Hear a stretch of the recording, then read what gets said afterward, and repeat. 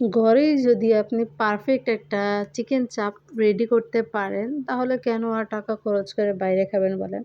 তো আজকে আমাদের খুব ইচ্ছে করতেছিল নান, রুটি আর চাপ খাওয়ার জন্য। তাই এখানে ঘরেই আজকে রেডি করে ফেলতেছিলাম। যেহেতু আমরা মানুষ বেশি, বাইরে গেলে টাকাও বেশি লাগবে, তাই ঘরেই রেডি করতেছিলাম। এখানে মুরগির মাংস সুন্দর করে ধুয়ে কেটে নিয়েছি আরকি।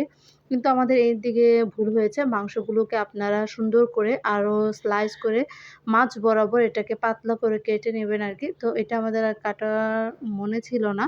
তাই আস্তই নিয়ে নিয়েছিলাম আরকি। তো একদম মাঝ বরাবর পাতলা করে সুন্দর করে কেটে নিলে এটা খুব সুন্দর করে ভাজা হবে। তারপরে এখানে হলুদের গুঁড়া, এই তো সামান্য পরিমাণ হলুদ গুঁড়া আরকি, মরিচের গুঁড়া, আদা রসুন বাটা, লেবুর রস, লবণ, ধনে গুঁড়া, তারপর সয়া সস বেশি করে দিয়ে দিয়েছিলাম আরকি। তো সবকিছু মসলা-টসলা দিয়ে সুন্দর করে এটাকে মাখিয়ে নিবো আরকি। তো মাখিয়ে বেশ কিছু সময় এটাকে রেখেছিলাম। এই তো প্রায় ১ ঘন্টার মতো আরকি রেখেছিলাম আরকি।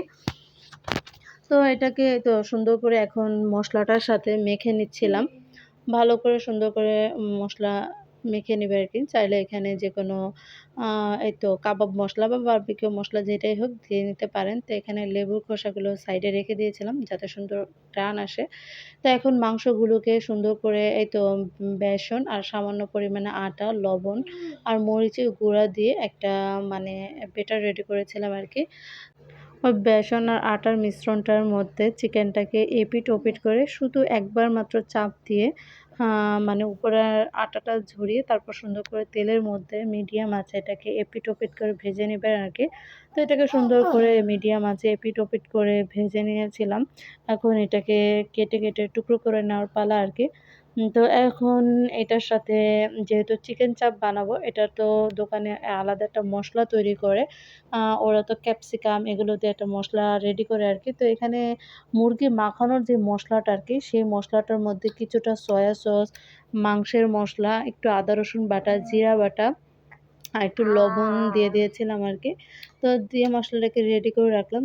আর এখানে ছোট সাইজের একটা আলু আর মিডিয়াম সাইজের একটা গাজর সুন্দর করে টুকরো করে হালকা লবণ দিয়ে এটাকে একটু আ সিদ্ধ করে নেবো আরকি। তো এখানে বেশ কিছু পেঁয়াজ কুচি, কাঁচামরিচ কুচি দিয়ে হালকা ভেজে নেওয়ার পরে ২ টা টমেটো ছোট টুকরো করে সুন্দর করে এখানে দিয়ে দিলাম। যখন টমেটোগুলো গলে যাবে, যে মসলাটা রেডি করে রাখলাম আরকি, সেটা দিয়ে সুন্দর করে বেশ কিছুক্ষণ কষিয়ে নিবো।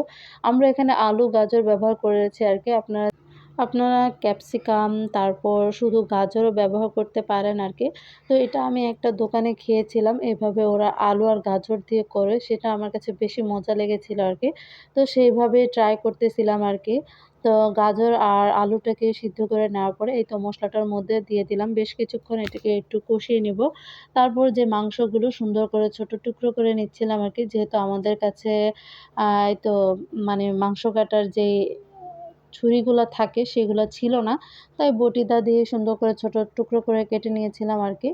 তো সুন্দর করে টুকরো করে নিয়ে এখন যে মসলাটা রেডি করেছিলাম সেটার সাথে মাংসগুলো দিয়ে ভালোভাবে মিক্স করে নিলাম। তারপর হয়তো বেশি পরিমাণে একটু টমেটো সস দিবেন, তাহলে অনেক বেশি ভালো লাগে মিষ্টি আরকি।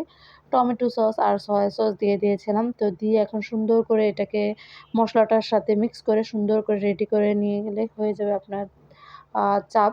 এটা দিয়ে নান রুটি দিয়ে অনেক বেশি মজা লাগে। আপনারা চাইলে ক্যাপসিকাম দিয়েও করতে পারেন। আমার কাছে আলু, গাজর দিয়ে অনেক বেশি ভালো লাগে।